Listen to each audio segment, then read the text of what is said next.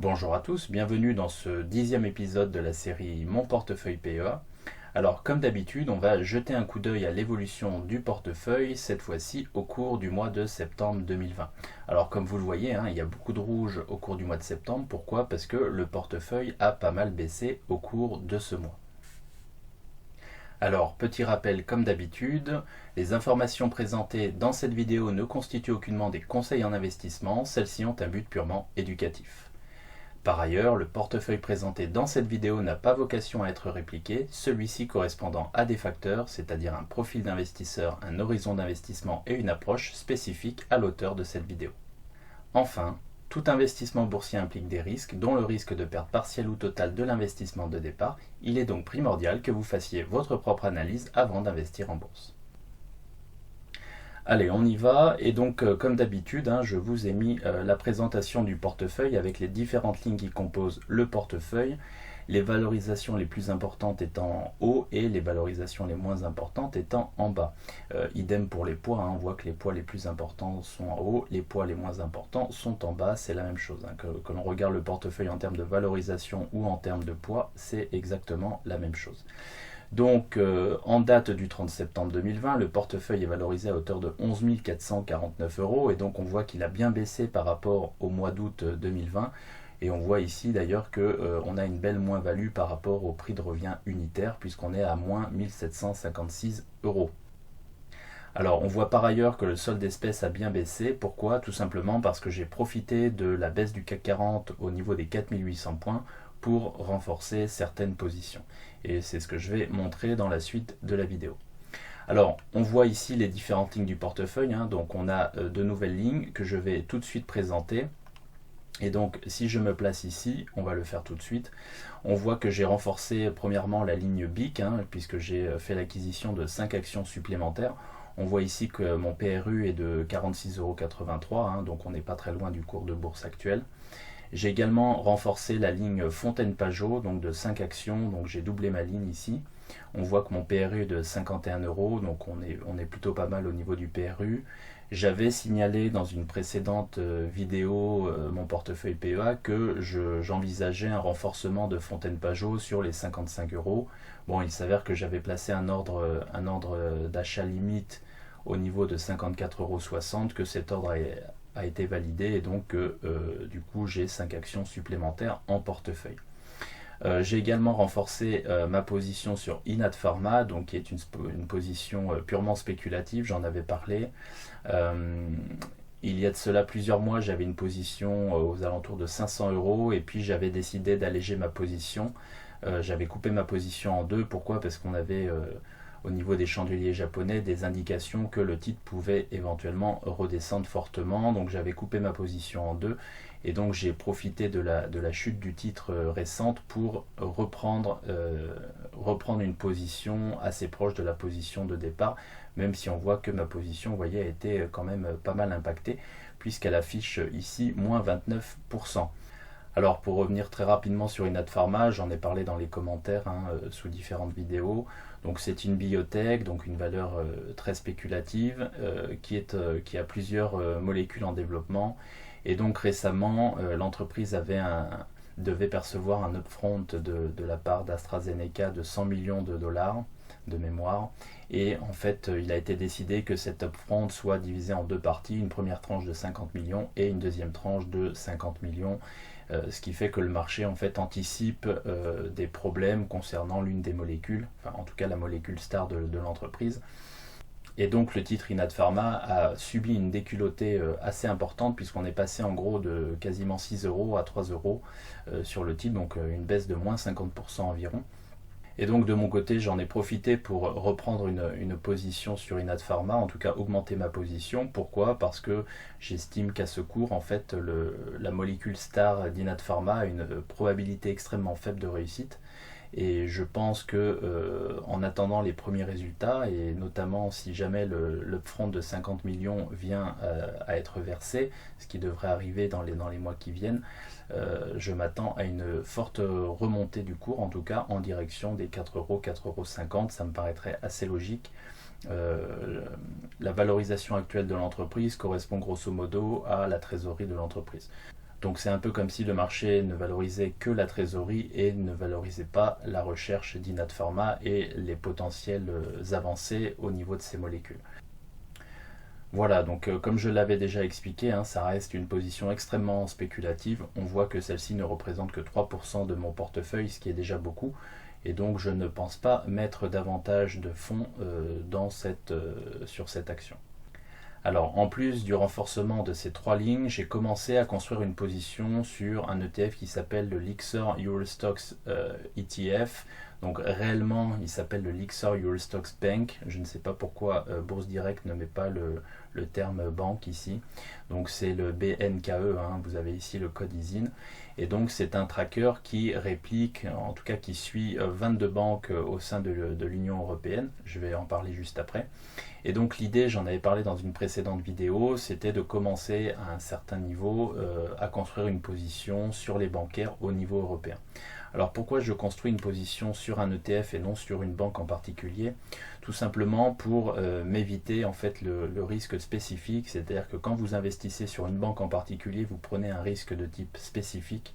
C'est-à-dire que si une banque est touchée par un scandale, ce qui est le cas d'ailleurs en ce moment pour de nombreuses banques, ou si une banque est touchée par un problème au niveau comptable par exemple, vous allez vous retrouver avec une banque qui va totalement chuter en bourse et donc vous allez potentiellement tout perdre.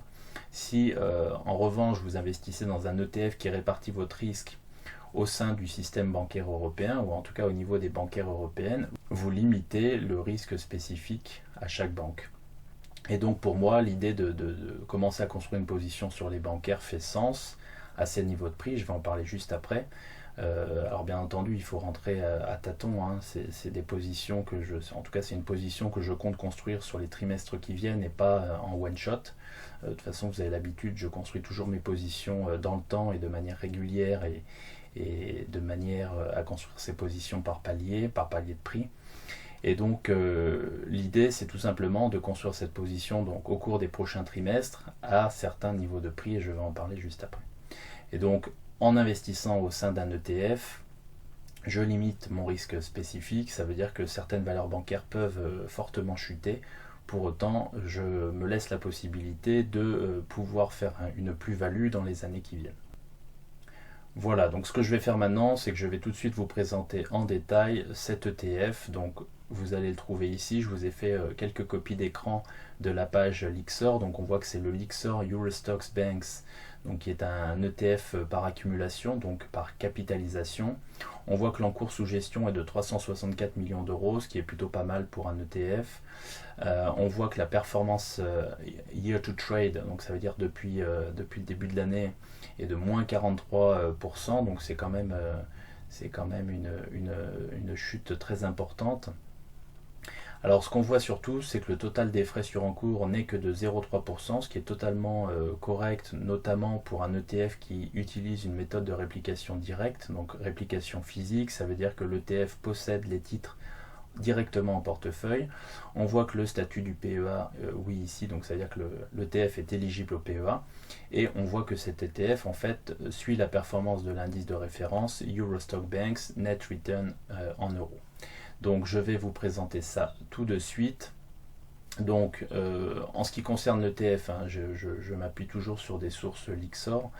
En ce qui concerne cet ETF, on voit que les premières lignes, en tout cas les 10 premières lignes sont les suivantes. On va retrouver du BNP Paribas, Intesa Sanpaolo, Banco Santander, ING, Unicredit, Banco Bilbao, et puis on va retrouver KBC, Société Générale, Crédit Agricole, etc.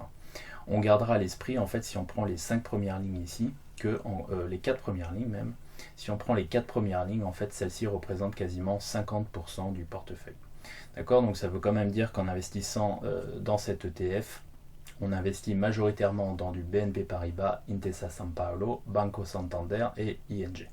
D'accord, donc en gros la Banque Star française, la Banque Star italienne, la Banque Star espagnole et la Banque Star néerlandaise. Voilà, alors si on continue un peu plus loin, vous voyez que je suis allé récupérer les données sur Eurostoxx Banks pour voir un peu quelle était la composition complète de l'indice de référence et donc de l'ETF. Donc vous voyez, en plus des banques que je viens de citer juste avant, on va retrouver par exemple du KBC en Belgique, On va retrouver donc Crédit Agricole, Société Générale pour la France, on va retrouver CaixaBank en Espagne, on va retrouver du Commerzbank en Allemagne, ABN AMRO aux Pays-Bas, et puis on va retrouver également du Natixis. Alors je pense que le poids que ça représente dans l'ETF est minime, mais on va retrouver quand même du Natixis, et puis par exemple du Bank of Ireland. Voilà. Alors, un point important ici, quand on regarde, donc ici j'utilise la source suivante, stocks.com directement. Alors, quand on regarde ici l'indice Eurostock Banks depuis 1988, en fait, donc c'est-à-dire qu'on a, on a quasiment 30 ans de données, on a un peu plus de 30 ans de données même. Donc quand on regarde cet indice, on voit que celui-ci évoluait au niveau ici environ de 80, donc c'était son point bas à l'issue du crack de 87, on est à peu près à 80, et que celui-ci est monté à 488 au moment de la bulle immobilière et la bulle financière de 2007-2008, d'accord, juste avant la crise financière de 2008-2009. Alors, on peut imaginer qu'en fait toute cette partie-là, entre 99 et 2008 est essentiellement la conséquence de la financiarisation de l'économie au niveau international et notamment au niveau européen. Pourquoi ? Parce qu'en 1900, donc en 2000, en gros, grosso modo, on a l'introduction de l'euro et donc on a, je pense, un impact en tout cas sur les bancaires au niveau européen. Donc ce qui explique peut-être ce mouvement ici. Et puis également, on a une explosion du marché immobilier avec des prêts de plus en plus importants. Et les banques à l'époque ont quand même des marges tout à fait raisonnables. Ce qui explique pourquoi les banques, en tout cas l'indice bancaire, atteint ce niveau en 2008. Alors un autre facteur important, c'est la bulle immobilière en Espagne dans les années 2000. Et donc on peut imaginer que des banques comme Banco Santander par exemple ou CaixaBank étaient extrêmement bien valorisées sur cette période. Alors bien entendu, ensuite on a la fin de la bulle immobilière, donc en Espagne, on peut penser à l'Irlande aussi, on avait une belle bulle immobilière en Irlande et donc Bank of Ireland était extrêmement bien valorisé. Et donc ensuite on a l'explosion de ces différentes bulles immobilières, donc en Espagne, en Irlande, mais également aux États-Unis avec des répercussions sur les banques françaises et européennes de manière générale. Et donc on peut imaginer qu'en fait le niveau hors bulle, quelque part, c'est ce niveau entre 100 et 150. D'accord ? Donc c'est ce qu'on voit ici dans les années 80. On a un indice qui évolue entre 100 et 150. Et puis ici dans les années 2010-2020, on a un indice qui évolue entre 100 et 150. Alors on a un autre facteur important, c'est la baisse des taux d'intérêt. Donc la baisse des taux d'intérêt réduit les marges des banques. Ce qui explique en fait que ces banques, qui sont très exposées au marché immobilier notamment, soient fortement impactées par les faibles taux, par les taux bas, mais également par la crise sanitaire actuelle. Alors, on voit ici qu'on se retrouve à un niveau de 51, donc ça c'est le niveau actuel de l'indice, et donc on voit que l'indice, en gros, pour faire simple, a perdu 90% depuis ses plus hauts de 2008. Alors des plus hauts que je pense on ne retrouvera pas avant 30, 40, 50 ans et peut-être qu'on ne retrouvera jamais. Ça c'est une possibilité. Par contre, je pense qu'on pourrait retrouver des niveaux dans 7, 8, 10 ans de 100, 150. Ça me paraîtrait assez logique. Alors, on a pas mal d'économistes, en tout cas d'intervenants, qui pensent qu'en fait les banques ne remonteront pas. Pourquoi ? Tout simplement parce qu'elles ont des marges beaucoup trop faibles en raison des taux bas. Moi, je pars du principe qu'en fait, on a tellement de banques au niveau européen que ces banques, à un moment, vont être obligées de consolider et de se rapprocher. D'accord ? C'est ce qu'on a vu récemment en Espagne. Deux banques ont commencé à se rapprocher, en tout cas à fusionner, on parle de fusion. Et donc, ce qu'on devrait observer dans les années qui viennent en Europe, c'est des rapprochements entre banques. Alors ça paraît complètement fou, on voit mal par exemple BNP Paribas fusionner avec Société Générale, ça paraît complètement fou pour le moment, mais je pense que dans les années qui viennent, on aura des rapprochements. On avait il y a quelques années en tout cas des discussions entre Commerzbank et Deutsche Bank en Allemagne, et je pense qu'on aura ce genre de discussion à nouveau dans les années qui viennent, et donc si c'est le cas, ça veut dire quoi ? Ça veut dire tout simplement que le nombre de banques va se réduire, et ça veut dire potentiellement que les marges des banques, donc qui se feront un peu moins concurrence, remonteront progressivement. Et on a par ailleurs un autre point important, c'est la remontée possible des taux d'intérêt dans les années qui viennent. Alors pour le moment, ce n'est pas d'actualité, mais on peut imaginer que les banques verront, ou en tout cas profiteront d'une remontée des taux d'intérêt dans les années qui viennent. Alors voilà, ça c'est mon positionnement. Ça ne veut pas dire que je vais allouer massivement mon capital vers les bancaires, mais ça veut dire que je vais commencer à construire une position. Donc j'ai commencé à construire une position ici au niveau de 50, et puis je suis prêt à renforcer cette position si elle continue à baisser. Et donc par exemple si elle descend jusqu'à 25, c'est pas impossible, hein. Si le marché bancaire est extrêmement déprimé, eh bien je compte continuer à acheter par palier. Alors peut-être qu'à un moment j'aurai une moins-value latente de 25% ou 30%. C'est pas grave, pourquoi? Parce que j'estime qu'en fait à un moment, donc peut-être dans 10 ans, on remontera sur des niveaux qui seront proches de 100 ou de 150. Voilà, c'est une conviction. Alors bien entendu, comme d'habitude, hein, je peux me tromper. Vous connaissez ma manière de procéder maintenant. Je construis ma position dans le temps, j'ai une conviction à long terme et donc je suis ma stratégie.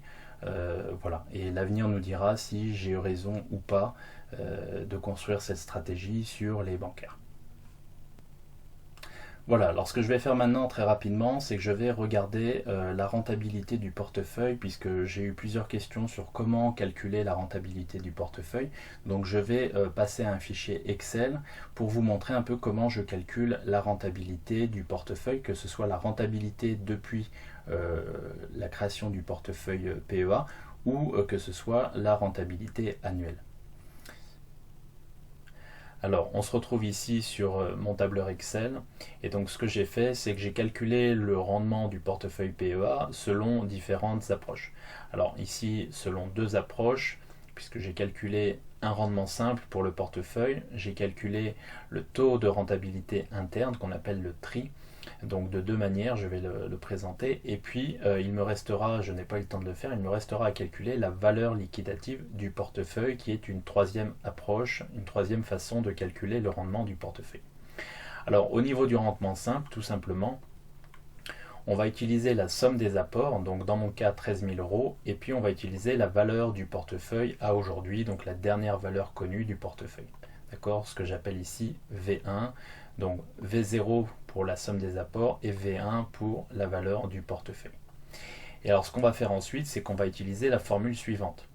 Donc R égale V1 moins V0 divisé par V0, ce qui veut dire R égale valeur d'arrivée moins valeur de départ divisé par valeur de départ.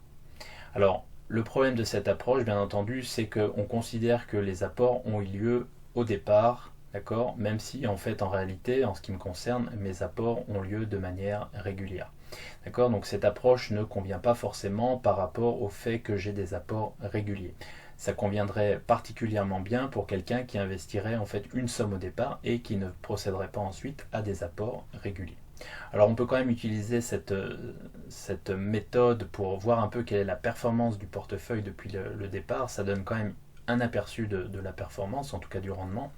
Et donc dans mon cas, vous voyez, tout simplement, hein, si je prends la valeur du portefeuille à aujourd'hui, que je soustrais la valeur, en tout cas la somme des apports, et que je divise par cette somme des apports, ça me donne un rendement de moins 11,93%. Ce qui veut dire que quand je compare la somme de mes apports à la valeur du portefeuille aujourd'hui, mon portefeuille affiche une moins-value latente de 11, en tout cas de moins 11,93%.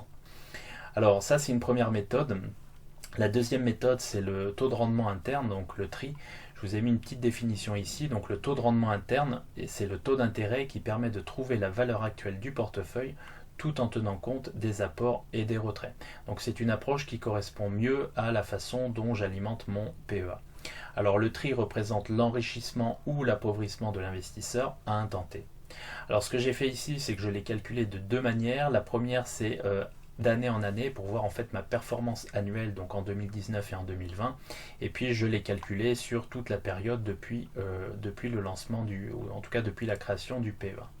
Donc si on regarde d'année en année, donc déjà je vais expliquer rapidement comment je procède. Alors en fait l'idée c'est de rentrer tous les apports en valeur négative. Donc vous voyez ici on a le portefeuille en fin d'année, donc N-1 plus l'apport qui correspond.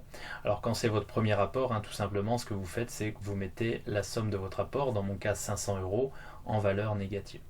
Et puis après tous vos apports vous les mettez en négatif.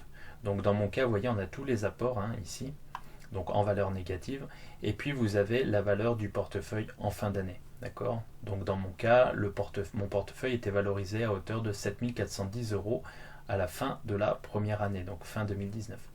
Et donc ensuite, vous allez dans Excel tout simplement, et puis vous allez utiliser la formule TRI, donc taux de rendement interne. Vous allez sélectionner vos cellules. Alors il est important d'avoir justement tous les apports en négatif, d'accord? Et puis vous sélectionnez également, en plus de tous vos apports, donc de janvier à décembre, vous sélectionnez la cellule qui est positive et donc qui correspond au portefeuille, à la valorisation du portefeuille en fin d'année. D'accord? Une fois que vous avez fait ça, vous obtenez le taux de rendement interne mensuel et donc il suffit ensuite de l'annualiser pour connaître votre performance annuelle. Et donc c'est ce qu'on fait ici, tout simplement en reprenant la valeur mensuelle ici, donc en faisant 1 plus le taux mensuel que j'ai obtenu ici, et en mettant le tout à la puissance 12 et en retranchant moins 1 ensuite. D'accord? Donc ça c'est la formule qui vous permet d'obtenir un rendement annuel. Et donc on voit qu'en 2019, le rendement de mon portefeuille était de 12,07%. D'accord? On a ici le total de mes apports et on a ici la valorisation du portefeuille en fin d'année 2019. Alors, pour les années qui suivent, ce qu'on fait tout simplement, c'est qu'on met la valorisation du portefeuille en fin d'année, donc en fin d'année N-1, donc c'est-à-dire 7 410 euros, hein, vous voyez, hein, c'est la même somme qui est ici, toujours en valeur négative, et puis je rajoute ici les apports toujours en valeur négative. D'accord? Donc je fais la même chose sur toute l'année 2020, et puis on voit ici la valorisation. Alors je vois qu'ici elle est incorrecte, c'est 11 449, donc je le modifie en direct.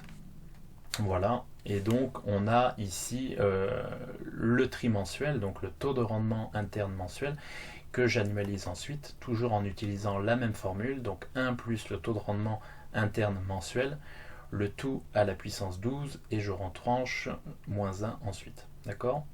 Donc ça nous donne le rendement annuel, ce qui veut dire que pour le moment, alors c'est un rendement annualisé, hein, vous voyez que l'année n'est pas finie, mes apports ne sont pas terminés, et vous voyez qu'en fait j'aurai un résultat pour l'année 2020 à la fin du mois de décembre. Mais pour le moment, on voit que mon rendement annuel basé sur le tri est de moins 16%. Donc autant l'année 2019 a été une bonne année, hein, on le voit, autant l'année 2020 est une mauvaise année, mais je pense que c'est un peu le cas pour tous les investisseurs particuliers. Voilà, donc ça c'est la façon de calculer sa performance, donc performance annuelle, en tout cas rendement annuel, au travers du taux de rendement interne. Alors on peut également le faire sur toute la période, donc c'est ce que j'ai fait ici, c'est ce que j'appelle le tri 2, c'est-à-dire que j'utilise la même approche, mais cette fois-ci, plutôt que de le faire année par année, je le fais sur toute la période depuis la création du PEA. On voit que la somme ici est correcte. Et donc ce qui veut dire que depuis tout l'ensemble de la période, on voit que mon rendement annuel, en tout cas annualisé, est de moins 12,2%. Alors ce qui veut dire théoriquement que si si le marché continuait à évoluer comme ça et si mon portefeuille continuait à performer comme ça veut dire que techniquement je serais sur un rendement annuel de moins 12% par an, ce qui est bien entendu extrêmement médiocre. Alors bien entendu, il faut prendre en compte le fait que ce rendement peut rapidement changer. Je vais vous montrer ici très rapidement, si le portefeuille remonte dans les trimestres qui viennent à 13 000 euros, basé sur les apports actuels, hein, on est sur un rendement annuel de 0%.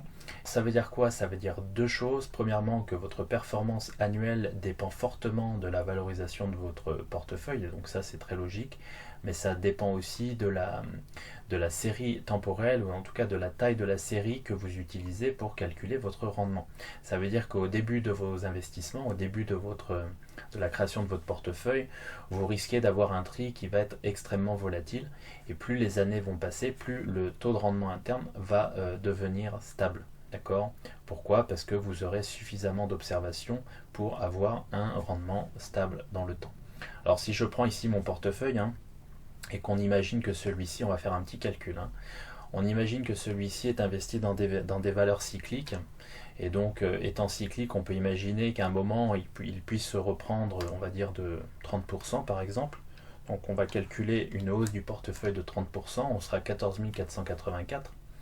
Donc je vais mettre ici 14 884, et donc on voit ici que mon rendement mon rendement annualisé passerait à 14% par an, ce qui est tout à fait énorme puisque mon objectif est de réaliser un rendement net d'inflation d'environ 7% par an, en tout cas supérieur à 7% par an.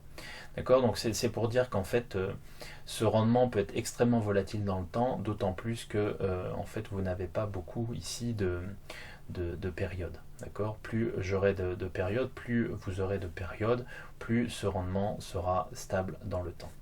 Voilà, mais c'était une petite démonstration rapide, je n'ai pas terminé ce fichier Excel et donc j'essaierai de trouver un moyen de calculer la valeur liquidative. J'ai commencé à regarder mais pas dans le détail et donc bien entendu si vous avez vous-même, si vous calculez vous-même la valeur liquidative de votre portefeuille, n'hésitez pas à me mettre un commentaire, la formule que vous utilisez ou bien n'hésitez pas à m'envoyer un mail avec une formule que je pourrais reprendre. Voilà, donc ceci était ma réponse à un mail que j'ai reçu il n'y a pas très longtemps sur comment calculer la performance de son portefeuille. Donc j'ai commencé à regarder ça, avec le travail bien entendu je n'ai pas eu le temps de terminer, j'ai pas mal de travail en ce moment, donc je continuerai de regarder ça en détail et je ferai ensuite une vidéo spécifique sur comment calculer également la valeur liquidative du portefeuille.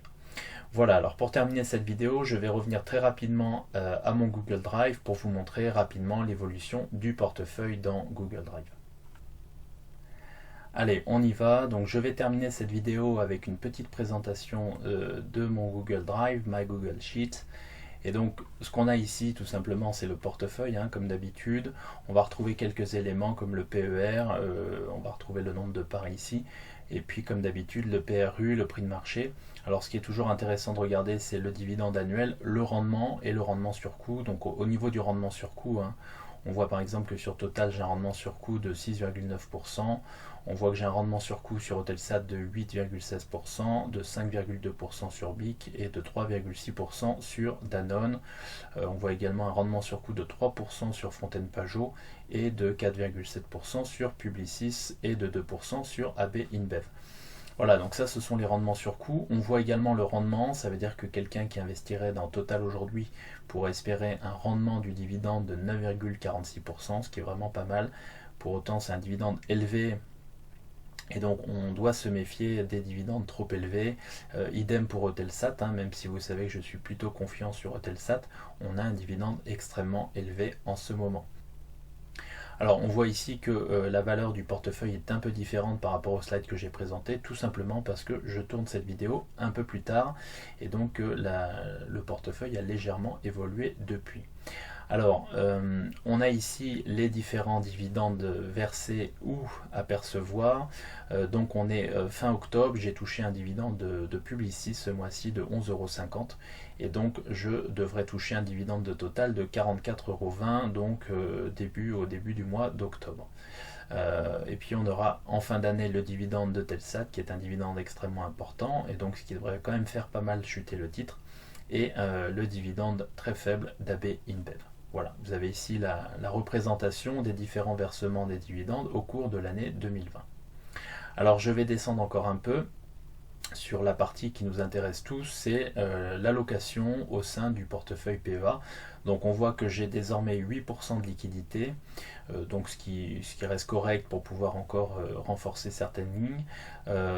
J'ai une position de 15% sur la Turquie, sur des actions turques, donc de 1,8% sur les banques européennes, comme j'en ai parlé dans la vidéo. Je suis à 16% du portefeuille sur Total, 14% sur Renault, 11% sur Maison du Monde, 2,4% sur Publicis, 4% quasiment sur Danone, quasiment 6% sur BIC, 8% sur Eutelsat, 3% désormais sur Inat Pharma, 5%, un peu plus de 5% sur Fontaine Pajot que j'ai renforcé ce mois-ci, 2% sur AB InBev et 2,3% sur Accor. Voilà, donc ça c'est pour l'allocation au sein du portefeuille PEA, et donc ce que je vais faire tout de suite, c'est que je vais descendre au niveau de l'allocation à la Peter Lynch. Voilà, donc au niveau de l'allocation à la Peter Lynch, pas grand chose de nouveau. On a un renforcement au niveau de Fontaine Pajot et d'Inat Pharma, ce qui veut dire que les fast growers représentent désormais 8,2% du portefeuille, avec un objectif à terme aux alentours de 40% du portefeuille. On a aussi un objectif de renforcement au niveau des stalwarts, donc ici on est à quasiment 10% du portefeuille avec un objectif à terme de 20% du portefeuille. On voit qu'on est surexposé aux valeurs cycliques, ce qui explique notamment la baisse du portefeuille au cours du mois de septembre. On a un portefeuille qui est très investi sur les valeurs cycliques et donc potentiellement très volatile et qui va rester très volatile dans les mois et trimestres qui viennent. Voilà, donc c'est un risque que je suis prêt à prendre. On le voit ici, hein, les valeurs cycliques, on a Total, on a Maison du Monde, on a Publicis, on a Accor. Et donc ce sont des valeurs qui potentiellement peuvent fortement jouer sur la valorisation du portefeuille, tout comme le titre Renault dans les turnarounds, donc dans les valeurs de redressement, les valeurs de retournement potentiel. Voilà, donc on a potentiellement toutes ces valeurs en fait qui influent sur le portefeuille et donc qui pourraient voir le portefeuille en tout cas et qui pourraient faire que le portefeuille baisse davantage dans les prochains mois. Et donc il faut en avoir conscience, j'en ai parfaitement conscience, c'est un risque que je suis prêt à assumer et je pense renforcer certaines de ces positions dans les mois ou trimestres qui viennent si jamais le marché m'offre des prix encore plus attractifs. Voilà, c'est tout pour cette vidéo. J'espère que vous avez aimé cette vidéo. Si c'est le cas, n'hésitez pas à mettre un pouce bleu. Si vous ne l'avez pas encore fait, je vous invite à vous abonner à la chaîne et je vous dis à très bientôt pour de nouvelles vidéos. Allez, merci.